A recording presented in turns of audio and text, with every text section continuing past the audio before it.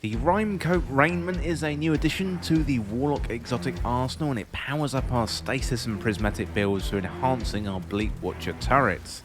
This one has got to be one of the best Warlock Stasis builds out there in the game right now, and it instantly makes Stasis even more fun. Well, today I'm going to run through the build, why it's good, how to get the exotic armor, and why you should try this build in Destiny 2. Well, if you enjoyed the video, then subscribe for more Destiny 2 content and turn on notifications to never miss an update. Okay, first of all, how to get the Rime-coat Rainment. So to get this one, you need to reset your rank with Master Rahul in the tower, and he's right there when you land at the courtyard. That means ranking up past rank 16 and collecting all of the rank rewards. Then navigate to the 4th page on the right hand side and select the Rime-coat Rainment and trade in the required materials. Well, next up, let's have a look at why this build is good. So this is a great build because it makes Stasis feel strong. I don't know about you, but when I had to run Stasis in the past, it just felt weaker than other subclasses. This build is going to change your mind about Stasis. There's two key components to the build, that is the Rime-coat Rainment and the Wicked Implement. Although you could swap out the Wicked Implement for another Stasis Scout Rifle with Headstone. The Rime-coat Rainment has a perk called Bleak Domain, so your Bleak Watcher turrets are enhanced with extended range and also surrounded by Stasis crystals and a storm. And while standing in the storm, you're granted icicles over time, and icicles activate when you fire your weapons, applying slow to the targets they hit. Osmiomancy gloves had been the king of Warlock Stasis builds in the past, but Rime-coat Rainment are going to give Osmiomancy gloves a run for their money. So combine this armor with Whisper of Shards and Wicked Implement.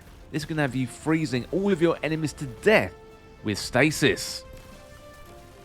Okay, next up, let's have a look at the Rime-coat Rainment Warlock Stasis build. So first of all, the subclass, we got a Healing Rift. So you conjure a well of power that continuously heals those inside it. We've got Penumbral Blast, so raise your Stasis staff against your foe and send a blast of Stasis forward to freeze your targets. And then finally we've got a Duskfield Grenade, so a grenade that shatters on impact, leaving behind a field that slows targets and freezes those who do not leave the volume. Then we've got the aspects next of all, so Glacial Harvest, so freezing targets creates Stasis shards around the frozen targets. Higher tier combatants creates more shards. And while Glacial Harvest is equipped, picking up Stasis shards grants stacks of frost armor. And then we've got Bleak Watcher, so that is key to the build given the exotic armor. So you hold to convert your grenade into a Stasis turret that fires slowing projectiles at nearby targets. Next up we've got the fragments, so we've got Whisper of Fissures, so increases the damage and size of the burst of Stasis when you destroy a Stasis crystal or defeat a frozen target. We've got Whisper of Rending, so primary ammo weapons do increase damage to Stasis crystals and frozen targets. So our primary ammo, that is going to be Wicked Implements, that is going to work really well in synergy with our Stasis build. Then we've got Whisper of Shards, so shattering a Stasis crystal temporarily boosts your grenade recharge rate. Shattering additional Stasis crystals increases the duration of this benefit. So this one is really good. You're going to be generating loads of Stasis crystals and then you're going to be shattering them with your Scout Rifle or maybe your energy weapon. So Whisper of Shards is going to come in handy for you to regenerate your grenades. Finally we've got Whisper of Durance, so slow that you apply to targets lasts longer. And for those abilities that linger, their duration will also increase. That is very useful. Basically, you're going to be freezing everything on the battlefield with your abilities. Next up, the weapons. So for the primary slot, we've got Wicked Implement. So we've got a couple of perks here. Creeping Attrition, so rapidly landing precision hits causes targets to become slowed. And Tithing Harvest, so while Creeping Attrition is active, destroying Stasis crystals or landing precision final blows creates their Stasis shard. And the Stasis shard returns to you, and collecting the shards refill your magazine. And you can get this one from the Monument to Lost Lights in the tower. Next up in the energy slot, Indebted Kindness. No surprise here. This one is a legendary energy sidearm with a rocket assisted frame, meaning the sidearm fires self-propelled rocket ammunition and projectiles explode on impact for high damage.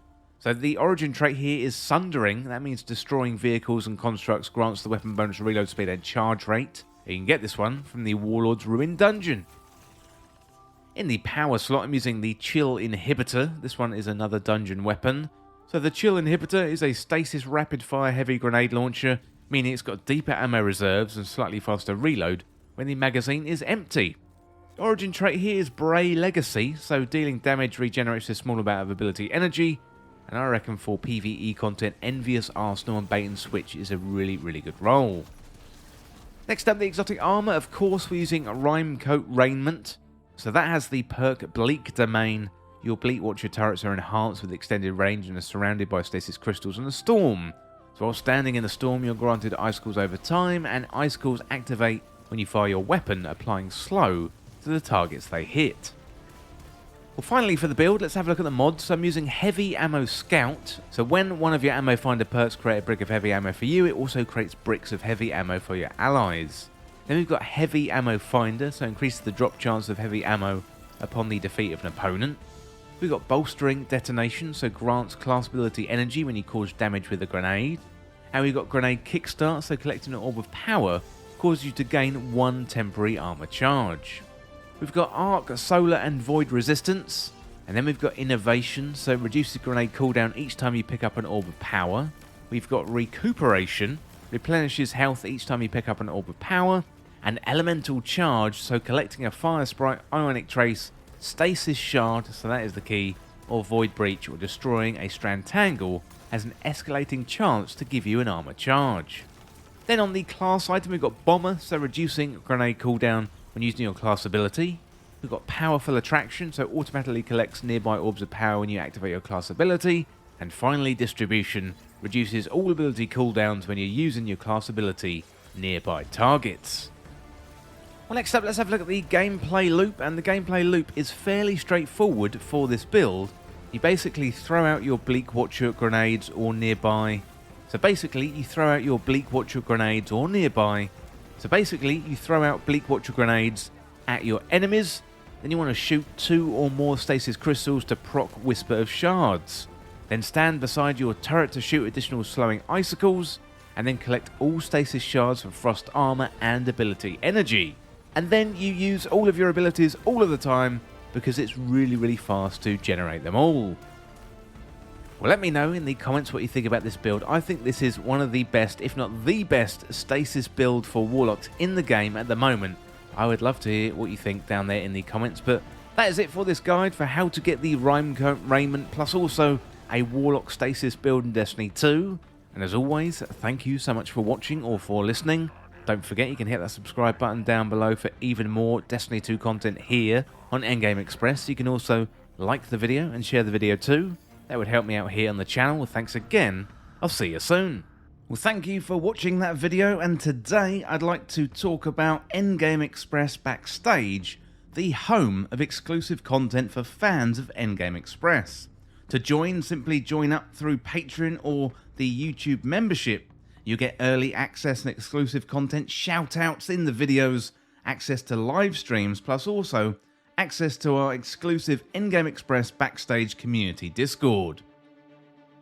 Well, here's some more information about the tiers. So in Tier 1, that is $2.99 a month, you get access to our community Discord and also early access to content. In Tier 2, that is $4.99 and you get shoutouts in the credits of videos, and also you get access to community polls and help shape the content. For Tier 3, that is $8.99 and you'll get access to exclusive community videos and also get access to exclusive live streams as well. Well, the core content on Endgame Express is always going to be free, but if you want to go above and beyond and support Endgame Express, then all you need to do is get access to Endgame Express Backstage today through Patreon or YouTube membership. You know, Endgame Express is a one-man band right now, but I would love to expand into more games, podcasts, more channels, but to do that, I'm going to need your help to make this sustainable, and in return, I offer you some exclusive benefits and backstage-only content.